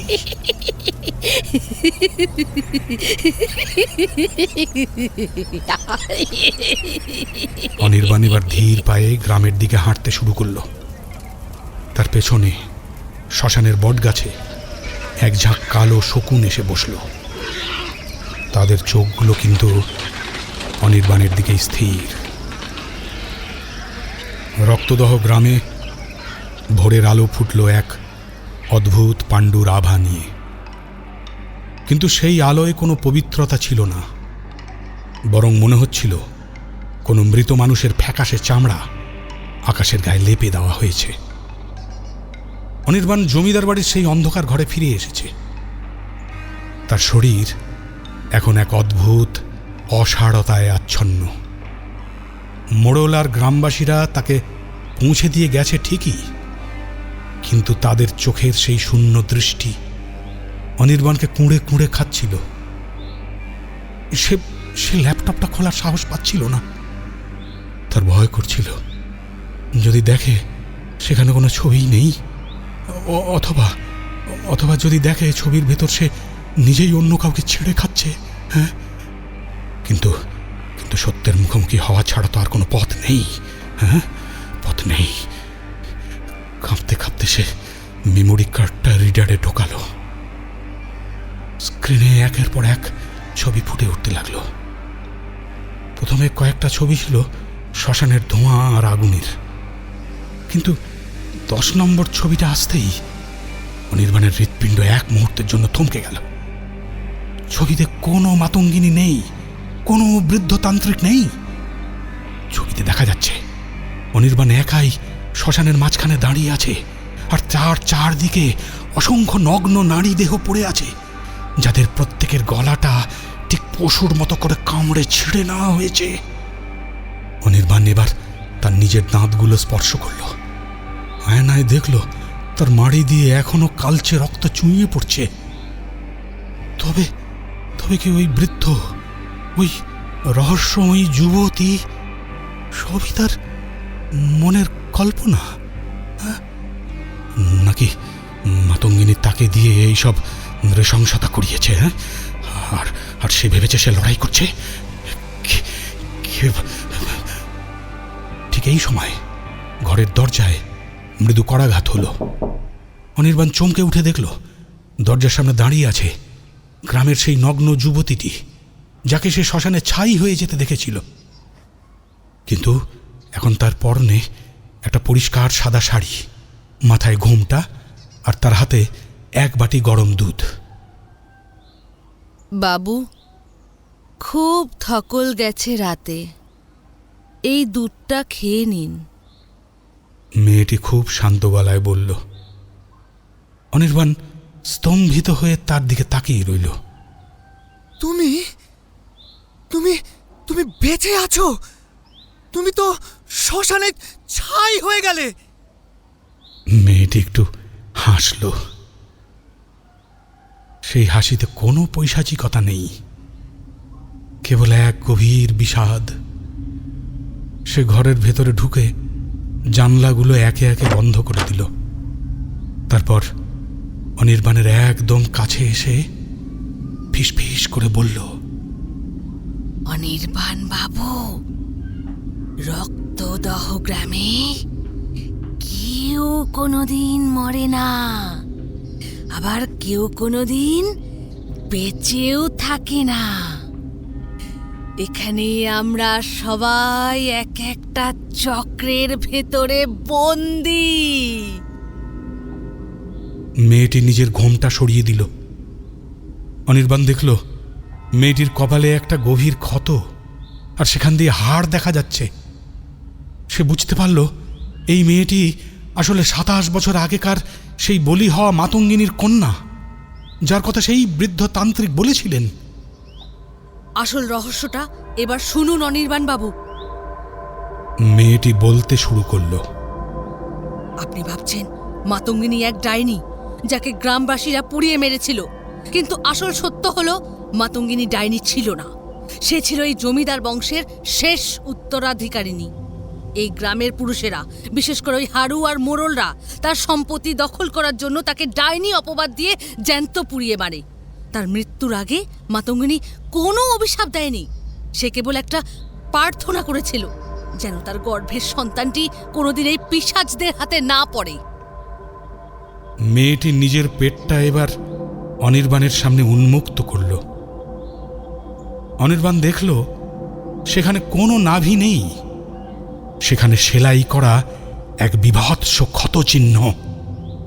গ্রামবাসীরা মাতঙ্গিনীকে পোড়ানোর আগে তার গর্ভ চিরে আমাকে বের করে নিয়েছিল। তারা ভেবেছিল তারা এক অলৌকিক শক্তি পাবে, কিন্তু তার বদলে তারা এক পিশাচ যোনি তৈরি করল। 27 বছর ধরে এই গ্রামের প্রতিটি পুরুষ আমাকে ভোগ করে, আর প্রতিটি অমাবস্যার রাতে আমি আবার কুমারী হয়ে ফিরে আসি। আপনি যে বৃদ্ধতান্ত্রিককে দেখেছিলেন, তিনি আসলে এই গ্রামের মন্দিরের সেই পুরোহিত যিনি এই পৈশাচিক চক্রের পরিকল্পনা করেছিলেন। তিনি আজও বেঁচে আছেন এই জমিদার বাড়ির মাটির তলার কুঠুরিতে। অনির্বাণের মাথা ঘুরতে লাগলো। তার মানে হারু কাকা বা মোড়ল এরা কেউ শত্রু নয়? মেয়েটি বলল, এরা সবাই পিশাচ অনির্বাণ বাবু, কিন্তু আপনি যাদের সাথে লড়াই করছেন বলে ভাবছিলেন, তারা আসলে এই চক্রের শিকার হওয়া আত্মা। আপনি কাল রাতে যাদের ছবি তুলেছেন, তারা সবাই এই গ্রামের আসল দোষী। মাতঙ্গিনী কোনো দিনই ফেরেনি। গ্রামবাসীরাই মাতঙ্গিনীর রূপ ধারণ করে আপনাকে দিয়ে এই পৈশাচিক কাজগুলো করিয়েছে, যাতে তারা নিজেদের পাপ আপনার ওপর চাপিয়ে দিতে পারে। অনির্বাণ এবার তার নিজের ক্যামেরা রেকর্ডারটার কথা মনে করল। সে রেকর্ডারটা অন করল।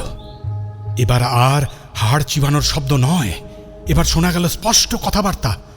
রেকর্ডারে শোনা যাচ্ছে মোড়ল আর হাড়ু কাকার গলা। শহরের ওই ছোকরাটাকে দিয়ে এবারের বলিটা করালে পুলিশের কোনো ঝামেলা থাকবে না। ও ভাবে অলৌকিক কিছু দেখছে, আর আমরা আমাদের কাজ সেরে নেব। অনির্বাণ বুঝতে পারল সে এক বিশাল ষড়যন্ত্রের শিকার। তন্ত্র মন্ত্র ডাকিনী সবই ছিল এক ধরনের মায়াজাল বা হ্যালুসিনেশন, যা তাকে খাওয়ানো ওই কারণ বাড়ির মাধ্যমে তৈরি করা হয়েছিল। আমি তবে গত রাতে কোনো পিশাচের সাথে যুদ্ধ করিনি। ওই গ্রামের সাধারণ কিছু মেয়েকে নৃশংসভাবে হত্যা করেছি, যাদের হাড়ু কাকা বা মোড়লরা বলি হিসাবে সাজিয়েছিল। কিন্তু কিন্তু আমার শরীরের সেই রূপান্তর, হ্যাঁ, দীর্ঘ নখ আর নীলছে চামড়া, তার বেলা সেটা কি হয়েছিল? বলো বলো বলো বলো। মেয়েটি করুণ চোখে তাকালো তার দিকে। ওটা ওষুধ নয় বাবু, ওটা এক ধরনের বিষ, যা আপনার রক্তে মিশিয়ে দেওয়া হয়েছে। আপনি ধীরে ধীরে নিজের মানবিকতা হারাবেন আর এই গ্রামের নতুন পাহারাদার হয়ে যাবেন। অনির্বাণ ল্যাপটপের সেই ছবিগুলোর দিকে আবার তাকালো, জুম করল। এবার সে দেখল সেই নগ্ন ছায়ামূর্তিগুলোর আড়ালে মোড়ল আর হাড়ু কাকা দাঁড়িয়ে হাসছে। তাদের হাতে কোনো মশাল নেই, বরং তাদের হাতে আছে আধুনিক আগ্নেয়াস্ত্র। হঠাৎ হঠাৎ নিচতলা থেকে অনেক মানুষের পায়ের শব্দ পাওয়া গেল। তারা সিঁড়ি দিয়ে ওপরে উঠে আসছে। অনির্বাণ বুঝতে পারল রহস্য উদ্ঘাটন হয়ে গেছে। এবার সাক্ষী লোপাটের পালা। মেয়েটি অনির্বাণের হাত ধরল। পালান পালান অনির্বাণ বাবু, পালান, ওই ক্যামেরাটা নিয়ে পালান। ওতে ওদের সব পাপের প্রমাণ আছে। গ্রামের পেছনে জঙ্গল দিয়ে একটা রাস্তা ঝাড়খণ্ডের দিকে গেছে। হ্যাঁ, সেখানে যান। হ্যাঁ, যান, পালান অনির্বাণ বাবু, পালান পালান। অনির্বাণ তার ব্যাগটা গুছিয়ে নিল, কিন্তু তার পায়ের তলার মাটি কাঁপছে। সে অনুভব করছে তার লিঙ্গ আর অন্ডকোষে এক তীব্র যন্ত্রণা, যেন কেউ তাকে সেখানে সুই ফোটাচ্ছে। সে জানালা দিয়ে বাইরের দিকে তাকালো, দেখলো হাড়ু কাকা আর গ্রামের পুরুষেরা হাতে কুড়ুল আর বল্লম নিয়ে বাড়িটা ঘিরে ফেলেছে। তাদের চোখে আর সেই সাধারণ মানুষের দৃষ্টি নেই, বরং সেখানে এখন ফুটে উঠেছে আসল পিশাচের রূপ। অনির্বাণ রেকর্ডারটা পকেটে ঢুকালো। সে জানতো আজ রাতেই তার শেষ লড়াই, কিন্তু এবারের লড়াইটা কোনো অশরীরী ডাকিনীর সাথে নয়। এবারের লড়াইটা মানুষের ভেতরের সেই পিশাচদের সাথে, যারা ধর্মের আর কুসংস্কারের আড়ালে নিজের আদিম লালসার চরিতার্থ করে। মেয়েটি তাকে পেছনের সরু সিঁড়ি দিয়ে নামিয়ে দিল। অনির্বাণ অন্ধকারে দৌড়তে শুরু করলো, কিন্তু তার প্রতিটি পদক্ষেপে সেই হাড় কাঁপানো হাসি পিছু ছাড়ল না। অনির্বাণ যখন জঙ্গলের সীমানায় পৌঁছল, সে হঠাৎ থমকে গেল। সামনে দাঁড়িয়ে আছে সেই বৃদ্ধ তান্ত্রিক। তার হাতে কোনো খুলি নেই, তার হাতে আছে একটা ইঞ্জেকশনের সিরিঞ্জ। বড্ড দেরি করে ফেললে অনির্বাণ, বড্ড দেরি করে ফেললে। রহস্যটা জানলে ঠিকই, কিন্তু এখন তুমি আর মানুষ নও।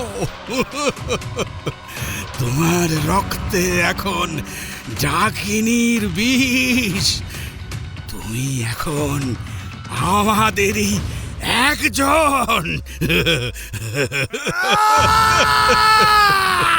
অনির্বাণ গর্জে উঠল। তার ভেতরে সেই পিশাচ সত্তাটা এবার জেগে উঠল, কিন্তু এবার সেটা কোনো মায়ায় নয়, সেটা বাঁচার তাগিদে। সে তান্ত্রিকের দিকে তেড়ে গেল। জঙ্গলের বুক চিরে আসা বাতাসের শব্দ এখন আর বাতাসের মতো শোনাচ্ছে না, তা যেন এক সহস্র প্রেতাত্মার সম্মিলিত ফিসফাস। অনির্বাণ দেখল বৃদ্ধ তান্ত্রিকের চোখের মণি দুটো সাপের মতো স্থির, আর তান্ত্রিকের ঠোঁটে এক পৈশাচিক হাসি। অনির্বাণ, তুমি পালাবে কোথায়? এই মাটির রন্ধ্রে রন্ধ্রে আমাদের পূর্বপুরুষের অভিশাপ মিশে আছে। তুমি এখন রক্তদহের জঠরে বন্দী।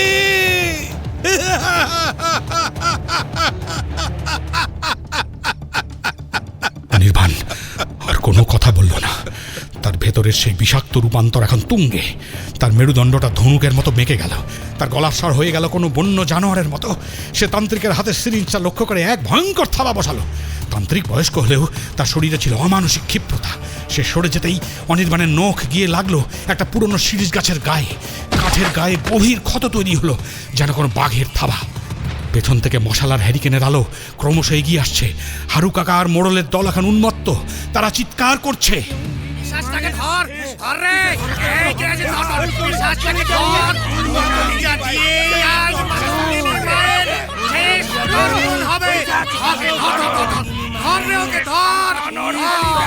অনির্বাণ বুঝতে পারল এরা তাকে উন্মাদ বানিয়ে নিজের সব খুনের দায় তার উপর চাপিয়ে দিতে চায়। সে জঙ্গলের গভীর অন্ধকারের দিকে দৌড়তে শুরু করলো। কাঁটা ঝোপে তার সারা শরীর চিরে যাচ্ছে, কিন্তু রক্ত বেরোচ্ছে না। বেরোচ্ছে সেই কালো রঙের গাঢ় কাঠ। একটা পিচ্ছিল জায়গায় পা পিছলে এসে এক পুরনো কুয়োর সামনে এসে পড়লো। কুয়োর চারপাশটা একেবারে লতা পাতায় ঢাকা। ঠিক সেই মুহূর্তে সেই শাড়ি পরা মেয়েটি আবার উদয় হলো অন্ধকারের ভেতর থেকে। তার মুখটা এখন ভয়ার্ত। বাবু, অনির্বাণ বাবু, এই কুয়োর তলা দিয়ে একটা সুড়ঙ্গ আছে যা সরাসরি গ্রামের বাইরে নদীর চড়ে গিয়ে মেশে। ঝটপট নামুন, নামুন। ওরা এসে পড়লো। নামুন তাড়াতাড়ি, নামুন নামুন নামুন বলছি, নামুন নামুন, ঝটপট নামুন। অনির্বাণ তার পিঠের ব্যাগটা নিয়ে কুয়োর ভেতর ঝাঁপ দিল। কুয়োর ভেতরটা হাড় কাঁপানো ঠান্ডা, দেয়ালে শ্যাওলা আর পোকাদের আনাগোনা। সে নিচে নামতেই দেখল সত্যি একটা সুড়ঙ্গ পথ। সেই সুড়ঙ্গের ভেতর ঢুকতেই তার নাকের ভেতর ভেসে এলো এক ভয়ঙ্কর পচা গন্ধ। টর্চের আলো ফেলতেই সে দেখল সুড়ঙ্গের দেয়ালে সাজানো ষাঁড় মানুষের হাড়। এটা আসলে সুড়ঙ্গ নয়, এটা রক্তদহর আসল কবরখানা। 27 বছর ধরে যাদের খুন করা হয়েছে তাদের দেহগুলো এখানে অবহেলায় ফেলে রাখা হয়েছে। সুড়ঙ্গের শেষে এক চিলতে আলো দেখা যাচ্ছিল, আশার আলো। অনির্বাণ যখন নদীর চরে বেরিয়ে এলো তখন রাত শেষ হয়ে আসছে। কুয়াশায় ঢাকা অজয় নদীর চরকে মনে হচ্ছে এক বিশাল শ্মশান। দূরে দেখা যাচ্ছে ভিআইপি রোডের আলোগুলো। সত্য জগৎ আর অন্ধকার জনপদের মাঝে মাত্র কয়েক মাইলের ব্যবধান। অনির্বাণ তার পকেটে হাত দিয়ে দেখল, হ্যাঁ, রেকর্ডার আর মেমোরি কার্ডটা সুরক্ষিত আছে। কিন্তু তার শরীর, তার লিঙ্গ আর তলপেটে এখন অসহ্য জ্বালা। সে নদীর চড়ে বসে নিজের শার্টটা ছিঁড়ে ফেলল। দেখল তার নাভির ওপর সেই ডাকিনীর উল্কিটা এখনো দপদপ করছে। ওটা কেবল একটা কালশিটে নয়, ওটা যেন একটা জ্যান্ত কিছু, যা তার মাংস খেয়ে খেয়ে বড় হচ্ছে। হঠাৎ নদীর চরের কুয়াশা ফুঁড়ে বেরিয়ে এলো হারু কাকা। তার হাতে সেই ধারালো খড়গ, আর তার পেছনে সেই মোড়ল আর তান্ত্রিক। খুব দৌড়তে পারো তো ছোকরা, কিন্তু এই বিষের হাত থেকে তো নিস্তার নেই। তুমি যেখানেই যাও তুমি মানুষের মাংসের খিদে অনুভব করবে। তুমি নিজেই হয়ে উঠবে রক্তদহের ডাকিনী।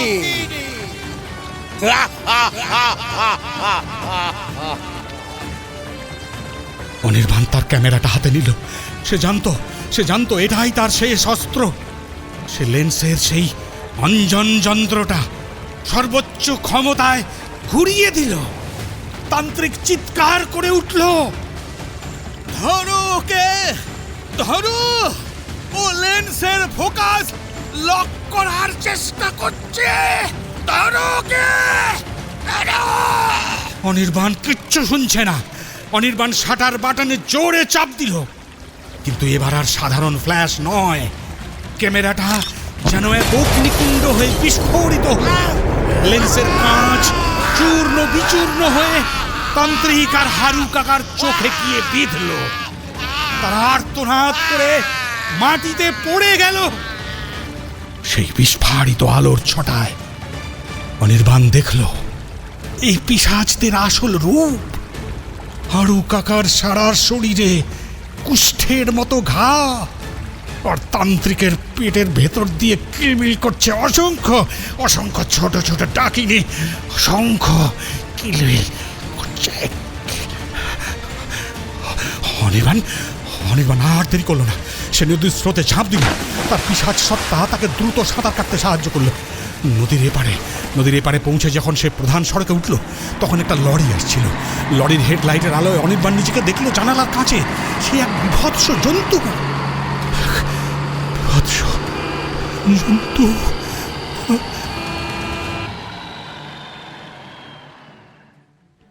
এই ঘটনার পর কেটে গিয়েছিল প্রায় একটা মাস। শহরের একটি নামী হাসপাতালের আইসোলেশন ওয়ার্ডে অনির্বাণ শুয়ে আছে। তার গায়ের চামড়া এখন অনেকটা স্বাভাবিক হলেও নখগুলো এখনো কালো।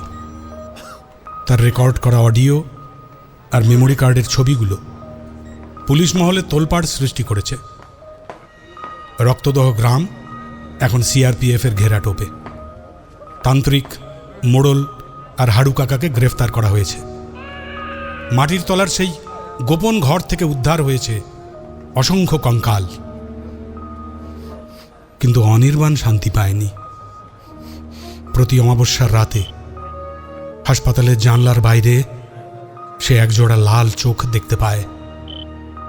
সে শুনতে পায় সেই খিলখিল হাসি। চিকিৎসকরা বলেছেন এটা ট্রমা, কিন্তু অনির্বাণ জানে ডাকিনীর বিষ তার রক্তে স্থায়ী বাসা বেঁধেছে। সে তার নতুন কেনা ক্যামেরার লেন্স দিয়ে একদিন জানলার বাইরের ছবি তুলল। ছবি যখন ল্যাপটপে লোড হলো, অনির্বাণ দেখল হাসপাতালের ওয়ার্ডে সে একা শুয়ে নেই। তার পিঠের ওপর বসে আছে সেই মৃত মাতঙ্গিনী, আর তার জিভটা অনির্বাণের কানের ভেতরে ঢুকে আছে। অনির্বাণ বুঝতে পারল সে পালিয়ে এসেছে ঠিকই, কিন্তু সে আসলে রক্তদহ গ্রামটাকে নিজের ভেতরে করে শহরে নিয়ে এসেছে। তার টেবিলের ওপর রাখা কাঁচা মাংসের প্লেটটার দিকে তাকিয়ে অনির্বাণের জিভে লালা এলো। সে আর সাংবাদিক নয়, সে এখন এক অতৃপ্ত পিশাচ, যে খবরের বদলে রক্তের নেশায় মুদ হয়ে আছে। নিজের শেষ ছবিটা অনির্বাণ নিজেই তুলল। সে সেই ছবিতে খোঁজ পেল নিজের ছিন্ন ভিন্ন হয়ে যাওয়া মানসিক সত্তার, আর তার পাশে দাঁড়িয়ে হাসছে সেই ছায়া মূর্তি মাতঙ্গিনী।